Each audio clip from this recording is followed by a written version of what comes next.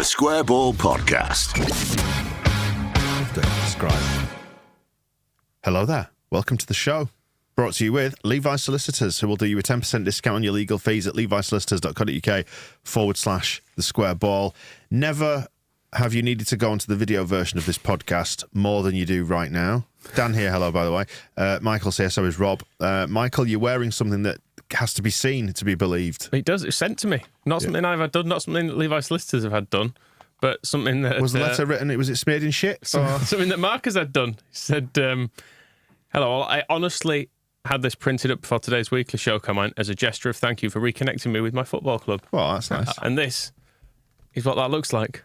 That is a T-shirt for the audio listener, and it's a white T-shirt, and it says Wills in blue, probate in a greenish colour, and conveyancing in blue. And on the back. And on the back it says, that's the three. Well, it actually says that. I nearly fell off the chair. It says that apostrophe, and there's a spacing issue there. There's a bit of an issue with the spacing, but, you know.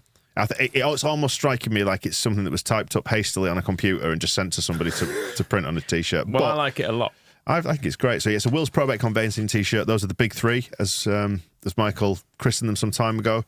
Levi's Solicitors do all sorts of other services as well. If you've got an employee contract disputes, for example, if you've got a contract even if dispute, they're unbelievable hard, they'll take a look at them for you. levisolicitors.co.uk/the square ball. 10% discount on your legal fees. Have a look at all the legal services available for you there. Yeah, available in the merch store, but you never know. Well, I did say we need to do some Wills Probate Conveyancing mugs. I think they'll probably be our best-selling ones. Certainly better than the bloody 40 Willie Nonto mugs we've got to sell. My wife gets upset enough that I only ever wear square ball merch. Wait till I go, I'm wearing this. I was about to say, knowing you, as I think we all do, you're going to live in that T-shirt, are you? There's no reason not to use it. Free, wasn't it? Exactly. We thank Levi's for their continued support during the season, and we get into part one of the show, which is where we have a little rattle through the news that's happened over the last 7 days. What a 7 days it's been. I mean, what a week it's been.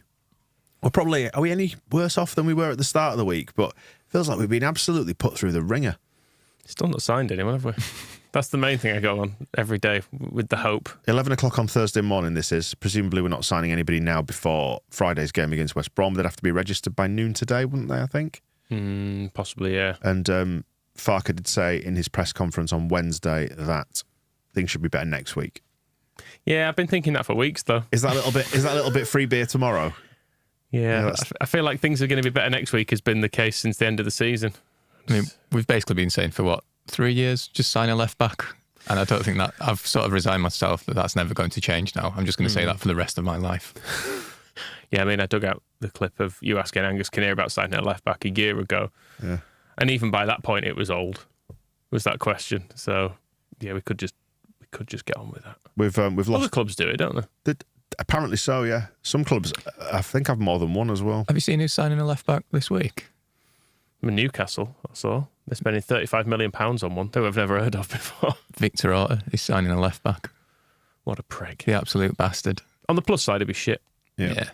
So, might as well not have him. Which left back's he signing? Is it Lawrence de Bock? I don't know. Someone from Sevilla. Don't care. I forgot he signed Lawrence de Bock as well as... that was Orta, wasn't it? Yeah. So his left back record then is de Bock, Firpo, Cameron Borthwick-Jackson. Borthwick-Jackson, and then sort of Yelder.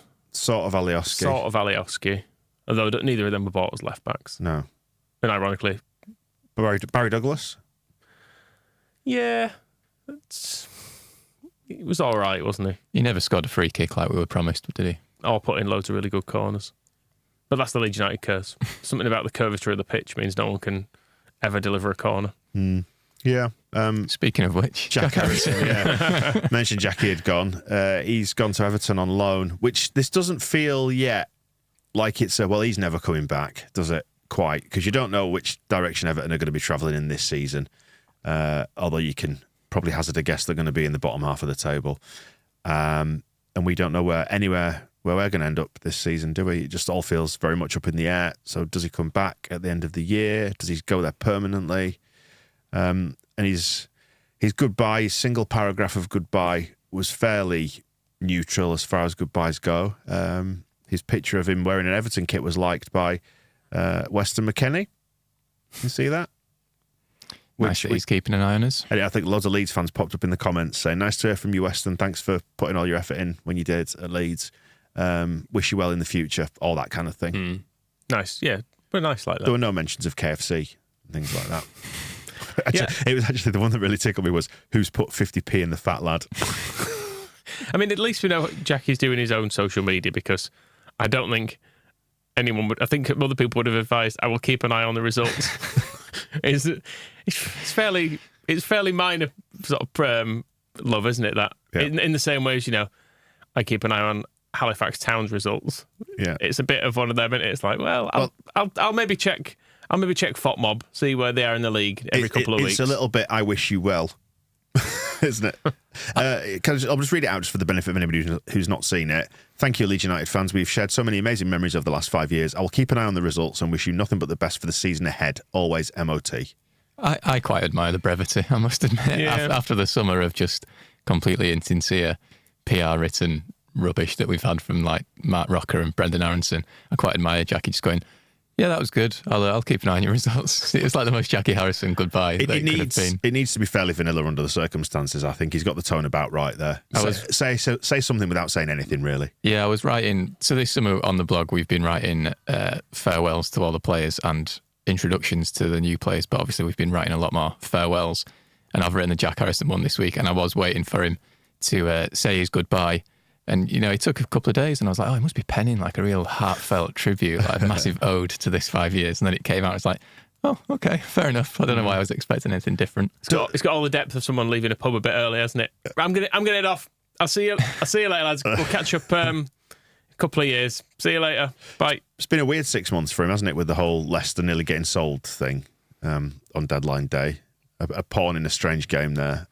Does this feel like the end to you? As I was saying there, it doesn't feel like it quite to me. I think so. There was the line in the Athletic article saying that Everton will make this permanent in due course. Like, we don't really know what that means. I thought they did not say they want to. Or they will look to. I don't know. But I always thought with Harrison that he'd have gone ages ago, to be honest. I think the only thing that stopped him was the fact that he seems to have a hip injury. But yeah, I've found this one. Some people are annoyed because obviously everyone's annoyed about everything, but I find it too hard to be annoyed about this one. Like, we tried to sell him in January. We gave him a new contract, but I don't think anyone was expecting that was going to tie him to a lifetime at Leeds if we were going to get relegated. And I think he's been really good for 5 years. I think he's at least been one of the more reliable players in our squad.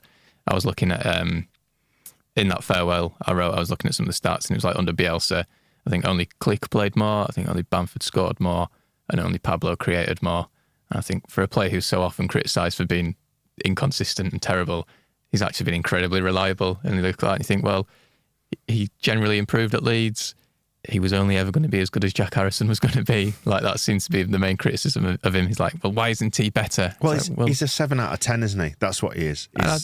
He rarely, because he doesn't beat people and do loads of tricks. He's got an amazing first touch, but it's sometimes the second and the third that let him down. You kind of go, all right, well, you're solid enough. You're just about always fit. Fine. Unspectacular, but you never really, you don't fall in love with the 7 out of 10 players, do you? It's the ones who can hit the 9s and the 10s occasionally. It's funny though, isn't it? Because I think like the difference in perception between, say, like him and Stuart Dallas. People love Stuart Dallas. But Harrison's like weirdly polarising, where some fans seem to think he's absolutely terrible, and then like idiots like me think he's great.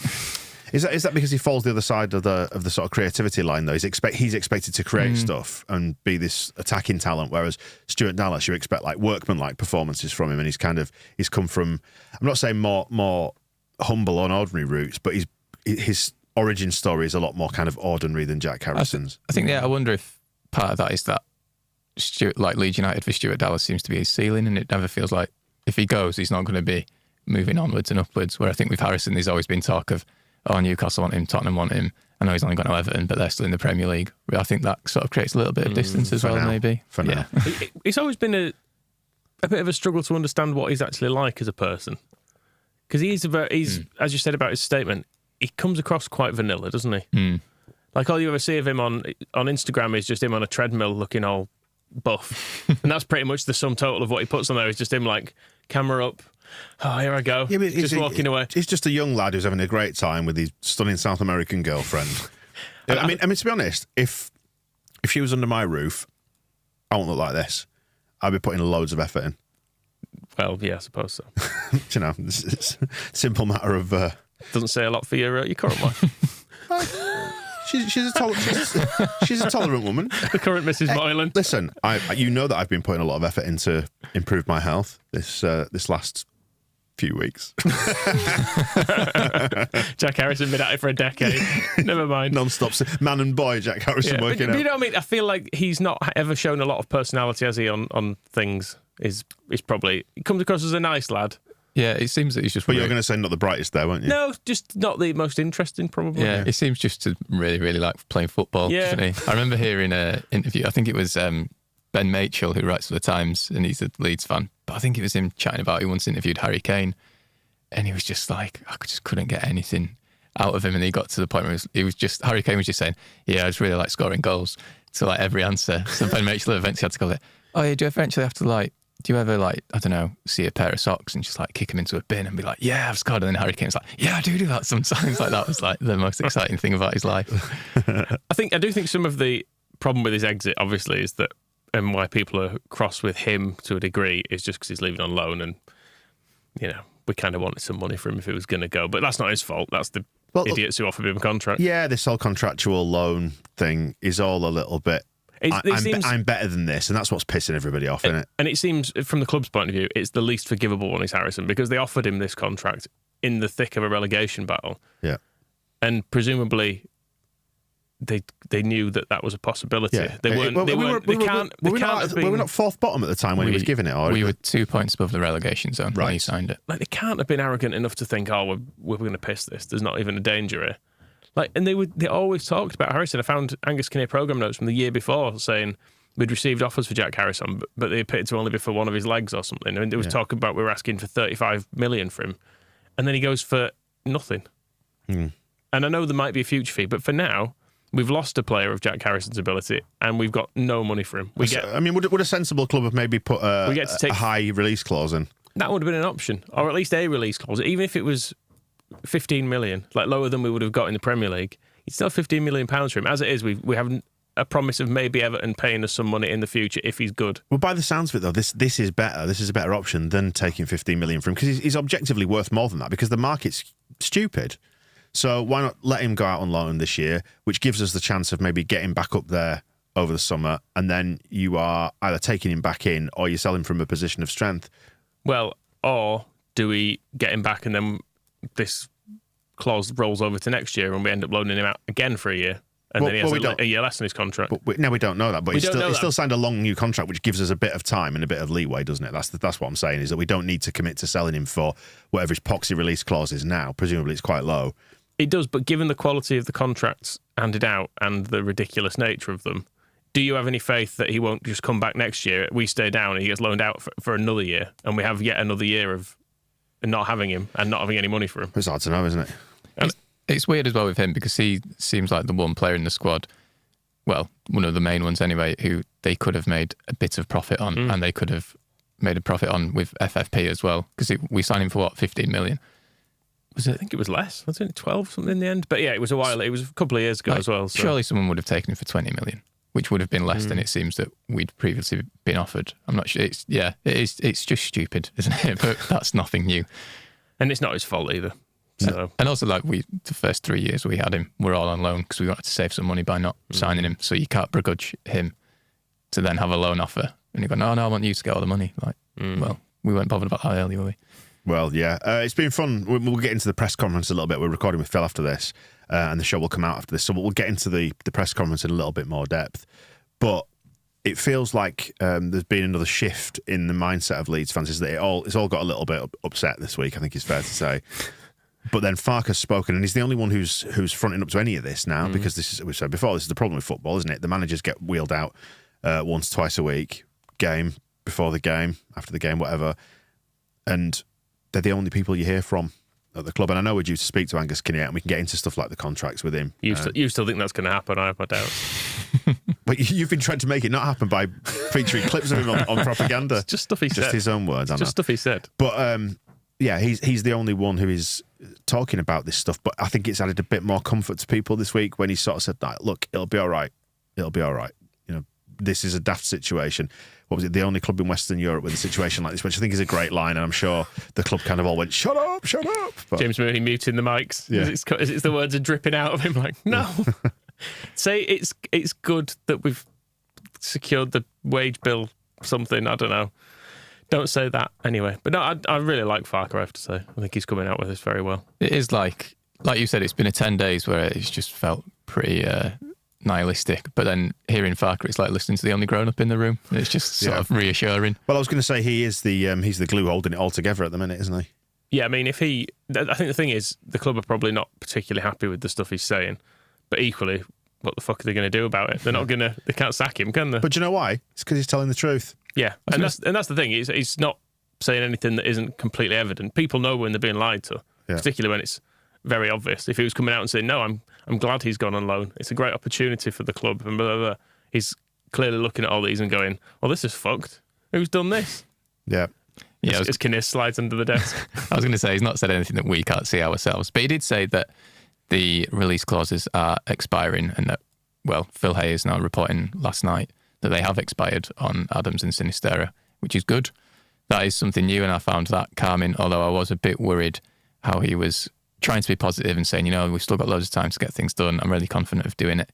We might have missed out on some of our preferred targets, but you never know. We saved the best. You say that we saved the best till last, and I was like, Simon Grayson used to have to say things like that, didn't he? And then we'd end up with Mika Varinen or something. Here's Ramon Nunes. Yeah, I mean the contractual situation is far from ideal, and I'm glad he's flagged it up, and I'm glad he's spoken honestly about it, because like you say, if they'd made out this was normal, it wouldn't pass the sniff test, would it? It's bollocks, because it's not. Yeah, and like I say, it's very clear no one else is doing this. Yeah. Everyone else is coming down and selling players or keeping players.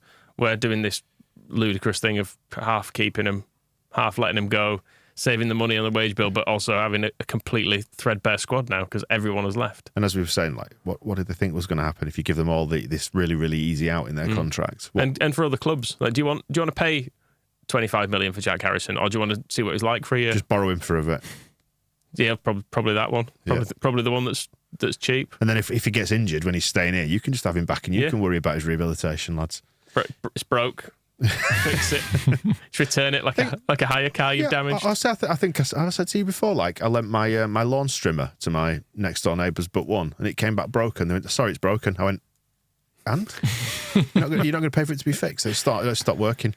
Well, it stopped working because you were ruining it. You've broken it. Pigs. So that's Everton. Yeah.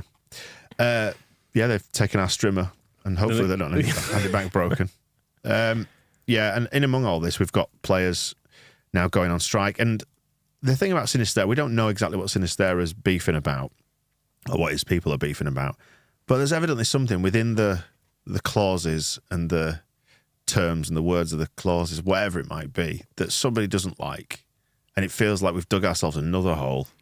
Thankfully, Leeds have got a fine record when it comes to legal battles over transfers, don't we? So I'm sure there's nothing to worry about. Cass will be like, "You guys again." Lovely. Is this about the John Kevin? No, okay, you're not appealing that one. Okay, good. Get Johnny Coconuts back to defenders. He was good. He's been quite careful to talk about Sinisterra and Nonto in slightly different terms, hasn't he? As in, well, I guess because Sinisterra's obviously had a clause, and you get the impression maybe they've been working on something in the background, and then it hasn't come through, and now he's in a position of maybe having to take him back. Whereas Willie never had a clause. He knew he never did. He was just trying to get out anyway. Yeah, he was just being a little dickhead. Correct. I did really enjoy Farke yesterday being asked about Sinisterra and Nonto and beginning his answer talking about Helder Costa. Oh, right, yeah, that guy. Yeah, everyone's agreed Helder Costa can fuck off. That was the gist of it. Even Helder Costa. Helder Costa said he didn't want to come in. I said I didn't want him to come in. Yeah. Fine. To clear your desk. He'll just go. I'll, play for another club if you want. But they're all training away from the rest of the team, aren't they? And is it right that they're banned from the team canteen as well? It's what I heard. Right. They're not mixing with the group. Right. Naughty boys.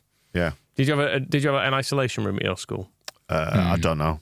Room 11, top floor at school. That's where all the bad lads had to go. Right. Did you ever go there? No, I wasn't that bad. You're a good boy. That was for people who were wanging shit at teachers and the ones who were properly out of hand. Bringing darts in. Not just ones who were bored. Throwing darts at teachers and stuff. Don't throw darts at teachers. Or anyone. No, for that matter. Unless it's a small Italian training by himself. Again, Don't throw darts at Willie Gnonto. No, No. that'd be a really bad thing. Do you think he can come back? Yeah, there's a narrative way back for him. The point is, they need to make an example of him, but I don't think we can ignore that there needs to be a redemption arc in there somewhere. If we either sell him for loads of money, or there's a redemption arc. Leaving him to rot forever, as much as it appeals to us, can't happen because he's worth too much money. And he's a really good player. And he's banking on being worth too much money to us, and that's why he's done what he's done. So yeah, I'd like him to maybe come back and we use him for a bit and we all boo him for a bit and then we all get over it because he knuckles down and he does a nice statement. Maybe even does something like changes his agent because it feels like he could do with some good advice is what Bernie I might say. Mandich, should get him in. Yeah. Someone we've loved from the past. Yeah, I think it needs to come back. Sinistera, I don't know, he could probably just reappear at some point and not say much. Sinistera, I feel like I've never known him. You know, you say, like you were saying in the way that Jack Harrison's, you almost never really know the real Jack Harrison, sorry, not the normal Jack Harrison, just because he's quite vanilla. I think maybe that's just what he is. Whereas Sinistera, I feel like I've never got to know him at all as a person. Maybe because he's never done any sort of press or anything like that. I don't think I've heard him speak. No, that's what I mean. So you never heard him speak. You don't know anything about him, his life, what he's doing. The only thing we've ever seen is him hanging around with a couple of the other naughty boys getting their hair cut. I mean, he is probably our best player, I would say. Just in terms of outright talent, I'd say he's probably our best player is Sinistera. So if we can keep him for a year in the Championship, amazing. I'd love it. They just need to stop being divs and score a load of goals. Yeah. Like Farker in his press conference was talking about how at Norwich when he had to leave Cantwell and Buendia out of the team at the start of their promotion season, I wrote about it on the blog. And basically he spoke about it in the press at the time and he basically had like a 3-step program with them where he was like, I'll criticise them to themselves and then in front of the group. And then if they're still being divs, I'll do it publicly. And he was talking about Todd Cantwell saying, well, he's not assisted a goal. He's not created a goal in like over a year. So I might as well play Grant Hanley up front.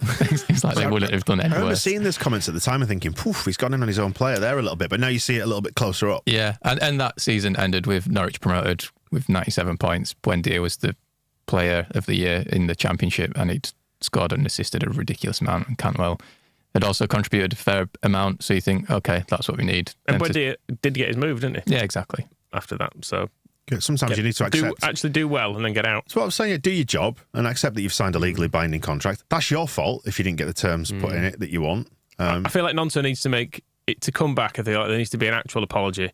Then there needs to be a period of him getting booed and him holding his hands up and going, yeah, fair enough, deserve that. Yeah. But just cracking on with it. it. And then come and score some goals, create some stuff. Within a month, it'll be out of people's systems. People will be still miffed about it, but you know, it's like people didn't boo Dakara to the end, and he was only ever shit. Yeah. one volley aside, you know, people forgave him for the being part of the 6-6, even though he was never any good at any point. Wrapping up the chat in this half, though, we've heard from Andrea Radrizzani, which was nice. He was putting some sort of quotes from some sort of, I guess it's a leadership book. He seems like the type to read leadership books, does Andrea Radrizzani. Yeah. Can't absorb any of it, but I was going to say not pay attention to a single thing he's read. But. Well, there's a couple of passages that he's kind of highlighted. I don't know if there's one that's been highlighted by him, one by the book or whatever, but it's all to do with, I mean, I won't read the whole thing. You can find it on his Twitter. It's to do with acting in moments of passion, of high emotion. And he's saying basically it's a mistake to make decisions. It's like making decisions when you're angry, isn't it? It's like saying mean things to your partner, whatever. Like you used to have on this podcast. In a backwards sort of way you did. You said how you'd try more for someone else. Oh dear. Sorry, Mrs. Dan. But it's nice to hear from him. Nice to hear he's reflecting on things he's done wrong. I don't see contract things as an issue of passion, though, I have to say. No. That seems like it should be something that people just look at. Well, I took this either as a look, I made some silly mistakes when I was in moments of passion, or it's just a big up yours to Victor Orta. I was going to say the big Orta thing. That he's an idiot, clearly. Making decisions through the lens of passion rather than, cold-eyed focus. I'm thinking here about things like, Orta threatening to walk out or whatever if they sacked Marsh, or him not. Oh no! Or not sacking. We get rid of both of you. oh no! That's what I mean. But but him being talked through, I don't know exactly what he's getting. I'd like to know, but as per usual, there's kind of that. It's a bit like vague booking, isn't it? There's a little bit of a bit of detail there, but not enough to explain what it is exactly that he means or he's getting at. But he's got very low battery as well.